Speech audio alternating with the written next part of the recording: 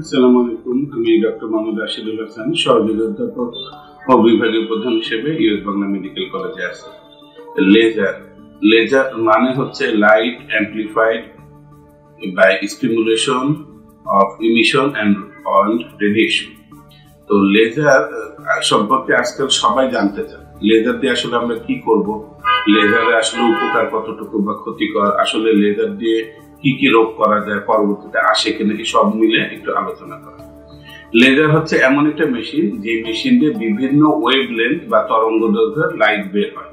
তো এই অনেক ধরনের লাইট বের হয় এবং লাইট গুলো কিন্তু আমাদের স্কিনের বিভিন্ন স্পেসিফিক অংশের উপরে কাজ করে। যেমন লেজার, কিছু কিছু লেজারের লাইটটা আছে মেলানিনের উপর কাজ করে, যে আমাদের ত্বকের কালো অংশ বা রঞ্জক পদার্থ যেটা মেলানিন, তার উপরে কাজ করে। কিছু কিছু লেজারের লাইট ওয়াটার বা ত্বকের মধ্যে যে পানি থাকে, পানির উপরে কাজ করে। কিছু কিছু লেজারের লাইট হিমোগ্লোবিন বা রক্তের হিমোগ্লোবিন বা রক্তকণিকার উপরে কাজ করে। তো এইভাবে আসলে লেজারের বিভিন্ন লাইট বিভিন্ন অংশের উপরে টার্গেট করে এবং টার্গেট অনুযায়ী কাজ করে। এই মেকানিজম থেকে আমরা বলতে পারি অন্য অনেক সার্জারি থেকে লেজার অনেক বেশি সাইড ইফেক্ট মুক্ত, কেননা এটা একটি স্পেসিফিক অংশের উপরে কাজ করে, পুরো জায়গার উপরে কাজ করে। এই তথ্য বা এই বেসিক প্রিন্সিপালকে ব্যবহার করে পৃথিবীতে বহু ধরনের লেজার আবিষ্কার হয়েছে এবং হচ্ছে। যেমন কিছু কিছু লেজার আছে আমরা মনে করি যে পিগমেন্টেশন দূর করা বা কালো দাগ দূর করা। যেমন অনেক ধরনের বার্থ মার্ক আছে, বিভিন্ন ধরনের নিভাস আছে, বিভিন্ন ধরনের কালো দাগ আছে, যেটা আসলে দেখা যায় কোনো খাওয়ার ওষুধ বা মলমে যায় না। এই ধরনের বার্থ মার্ক বা নিভাসের জন্য কিন্তু ওয়ান অ্যান্ড বেস্ট অপশন হচ্ছে লেজার করা।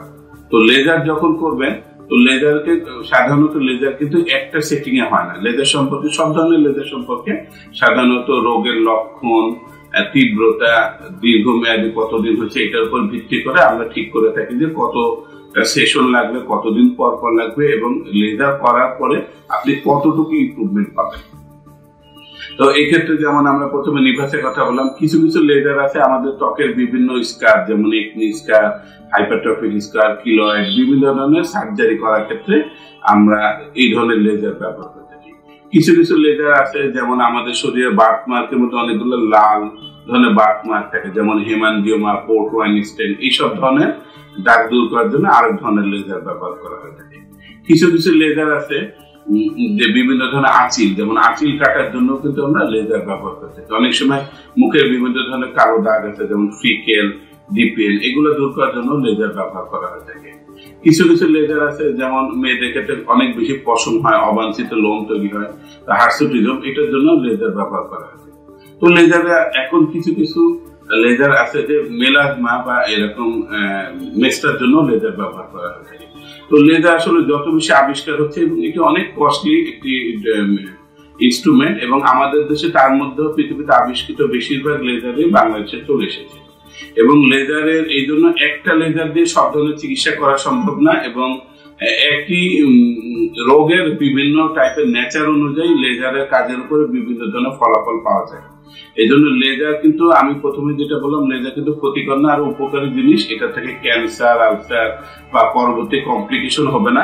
কোনো কোনো ক্ষেত্রে, কারোর ক্ষেত্রে দুই একটা জিনিস কমপ্লিকেশন আমরা পেয়ে থাকি, কিন্তু সেটা আসলে খুব বেশি সমস্যা না, সেই সমস্যা আবার সহজে রিজলভ হয়ে যায়, এটা ব্যাপার। আর লেজারের ক্ষেত্রে সেটা হচ্ছে যে লেজার শুধুমাত্র সব ডিজিজের ক্ষেত্রে সিঙ্গেল চিকিৎসা, এটা কিন্তু না। অনেক সময় ওরাল মেডিকেশন লাগানো, টপিক্যাল মেডিকেশন, এর সঙ্গে লেজার করতে হয়। তো লেজার নিয়ে অযথা ভয় পাবেন না, এবং লেজার জনিত অন্য কমপ্লিকেশন নাই, এবং পৃথিবীতে লেজার একটি খুব ইমার্জিং সাবজেক্ট এবং নতুন নতুন আবিষ্কার হচ্ছে, এবং বিভিন্ন ধরনের মেডিকেশন, বিভিন্ন ধরনের চিকিৎসাতে লেজার ব্যবহার হচ্ছে এবং সাফল্যজনক ভাবে এটা রেজাল্ট পাওয়া যাচ্ছে। ধন্যবাদ।